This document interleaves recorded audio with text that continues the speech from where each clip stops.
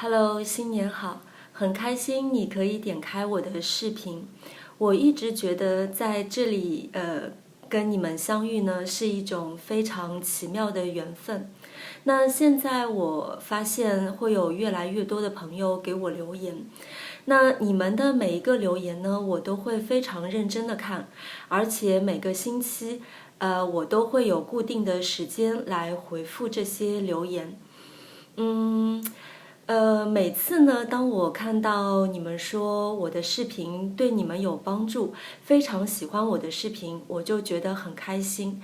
然后呢，有些朋友我就觉得，真的，虽然我不知道你们是谁，我也不知道你们在哪里，但是呢，你们给我的留言呢，都会让我有一种非常温暖的感觉。所以呢，在新的一年。借此机会也谢谢你们，非常的感恩。我相信大家都应该知道中国的12生肖。那2022年呢是虎年。其实中国的生肖是根据农历来算的，所以现在还不是真正意义上的虎年。一直要等到过了中国新年，才算是虎年。那今年的除夕呢是1月31号，也就是2月1号这一天才算是真正的虎年。不过呢，我想借这个机会跟大家说几个和老虎有关的成语或者是表达。在中国呢，跟老虎有关的成语是非常非常多的。那今天我就挑几个非常常用的，跟大家来聊一聊吧。顺便呢，在我解释的过程当中，你们也可以锻炼一下自己的耳朵，练习一下听力。第一个，我估计很多人都知道，叫藏龙卧虎。意思呢就是潜藏着很多人才没有被发现。那比如说公司举办年会，你突然发现有的同事会跳舞，有的同事会唱歌，有的同事的厨艺非常的棒，这些呢都是你之前没有发现的。那你就可以说，我们公司真是一个藏龙卧虎的地方，没有想到有这么多有才能的人。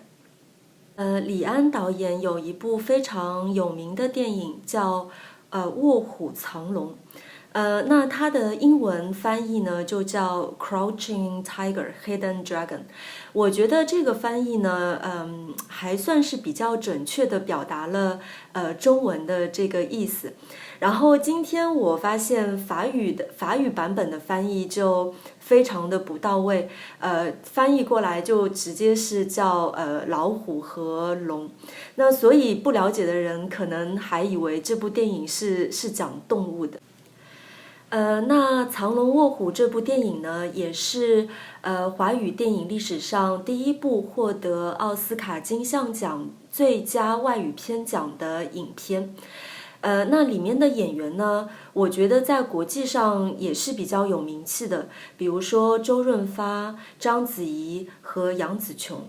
那很多老外呢都觉得章子怡长得非常漂亮，我个人也是这么认为的。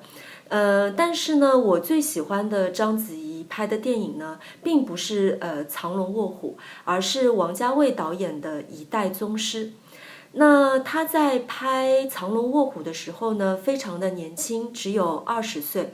但是当他拍一代宗师的时候呢，已经是34岁了。我觉得在气质上还是有非常大的不一样。扯得稍微有一点远。那第二个想要跟大家聊的，跟老虎有关的成语呢，是叫九牛二虎之力。顾名思义呢，九牛二虎之力，就是花了9头牛、2只老虎的力气。意思呢就是你做一件事情花了很多的力气，或者呢是费了很多的精力去做。你可以这么说，这个房间太乱了，我花了9牛2虎之力才把它打扫干净。你也可以说，我花了9牛2虎之力才说服他。或者呢，你也可以说，他花了9牛2虎之力才找到这个药。第3个跟老虎有关的成语呢是虎头蛇尾。你们都知道老虎的头很大，而蛇的尾巴呢又很细，所以呢，我们用这个成语来比喻某件事情开始的时候声势非常的浩大，但是呢，到最后，后劲呢却不足。我们可以用虎头蛇尾来说一部电影。那如果我说这部电影真是虎头蛇尾，意思呢就是这部电影的开头非常的精彩，但是结尾呢却不怎么样。我们也常常这样来教育自己的孩子，做事情不能虎头蛇尾，要有始有终。最后一个想要跟大家分享的和老虎有关的成语呢，叫不入虎穴，焉得虎子。那虎穴的意思呢，就是老虎住的地方，虎子就是老虎的孩子。从字面上来说呢，这个成语的意思就是，如果你不走进老虎住的地方，你怎么可以抓到小老虎呢？那后来呢，我们用这个成语来比喻，就是当你在做一件有风险的事情，就是你不承担风险，你怎么能够获得成功呢？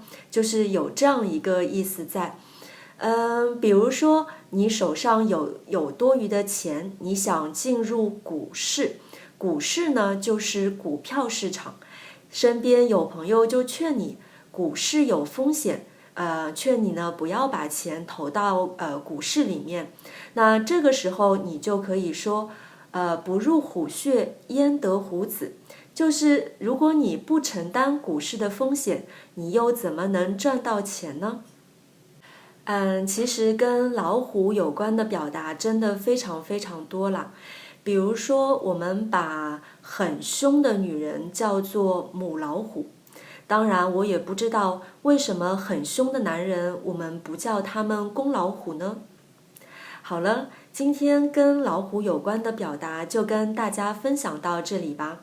最后，祝愿大家在虎年虎虎生威。如果你喜欢我的视频，请记得订阅我的频道。非常感谢你的收看，我们下次再见。